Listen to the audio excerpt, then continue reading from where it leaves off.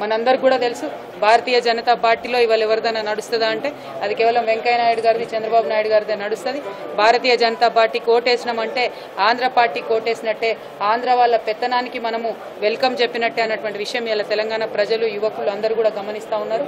అన్నిటికన్నా ముఖ్యంగా నరేంద్ర మోడీ గారు మరి ఈ రాష్ట్రానికి, ఈ దేశానికి ప్రధానమంత్రి అభ్యర్థిగా ఉన్నటువంటి మోడీ గారు దేశంలో 29వ రాష్ట్రమైనటువంటి తెలంగాణ రాష్ట్రం ఏర్పడితే ఇంతవరకు తెలంగాణ ప్రజలకు శుభాకాంక్షలు కూడా చెప్పలేదన్నటువంటి విషయం మా తెలంగాణ యువకులకు అందరికీ కూడా బాధ కలిగించేటటువంటి అంశం.